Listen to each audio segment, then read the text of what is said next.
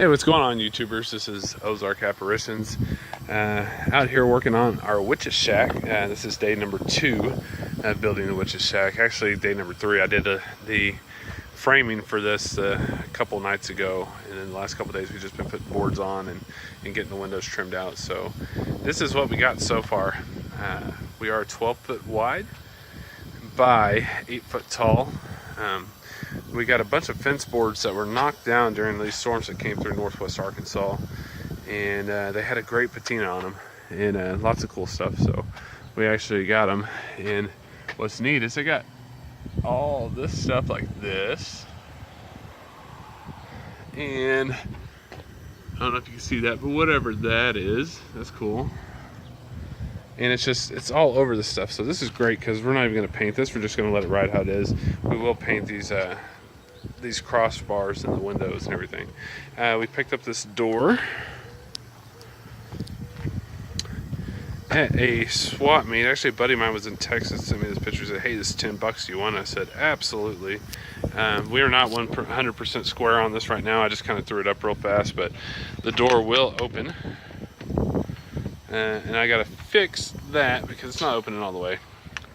You can tell I'm not as professional as some Hollywood hunter, but this is what we're working on. So now we're getting ready to do the porch, and I think what we're gonna do, since we're 12 foot wide, is we're gonna do 2 6-foot by 3-foot sections for the roof, and then we're gonna do a 3-foot porch on the bottom, and then we'll put a slight angle on that downwards. We'll put the porch rails on it, the spindles, and we're actually gonna use this in our haunt full time this year, but we're going to allow people during the days to bring their children and sit on the porch, and then they can actually do a haunted scene or something like that for the seasons. And then at night we're going to have our animatronic witch in that window, and a skeleton hand on a reindeer motor pulling open curtains there. And then on the porch we'll have the singing pumpkins. In the corner we'll have a pumpkin nester. So we'll have a lot going on with it. I'm not sure about the door, guys. I'll take your opinion. Should I go ahead and try to blend the door or leave it as it is? I mean, it's a little brighter, of course, than the wood, but I guess that's you guys' opinion what I should do with the door. If I should just leave it as it is or dry brush some green into it or whatever. But we got quite a bit done on that.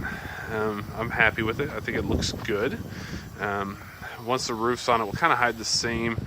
And then I plan on doing a couple of cow skulls or something up there too that will actually help hide it. I'll figure out what I want to do up above the door just to hide that seam.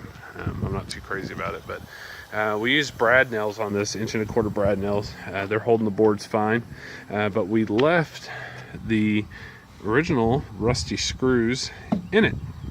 And the reason we did that is because we want that to look like what is actually holding this together, as these old rusty screws. So we're going to actually either bend those in the back and then put a little hot glue over them, just make sure that there's nobody getting hurt on them or caught or anything. But I think as long as we bend them over and do that, it will be fine.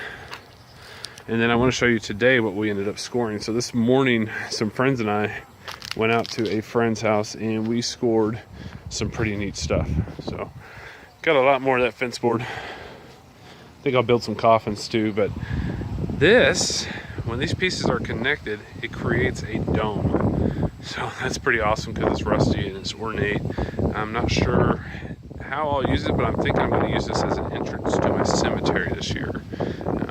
I'm going to have to see if I can attach that somehow above the pillars, and then maybe we can spider web it out, or if I can grow some ivy on it for the next few months, grow some ivy and then just let it die off, and then have that above the cemetery column. So I was pretty happy with that. Free, of course, our favorite stuff. And then these were bases to concrete pillars, and there's a bunch more of these, and these are kind of cool because I thought it kind of looked like an obelisk a little bit, but I want to get a little tintype photo and stick it in there, an old time tintype photo. And then the cool thing is these are hollow all the way through. So I'm thinking a motor, a piece of PVC, and then something above it. I don't know, you guys tell me, give me some ideas for that. Pretty cool, but that's gonna look good in there. And got us an old cow skull. So we got an old cow skull right there. Another free score. And don't mind my yard, I'm just reseeding over here because nothing grows there, so we're trying something else, fescue maybe. I don't know. We'll just kill it when it comes Halloween anyway. So, yep, that's where we're at. That is the beginning of the Witch's Shack.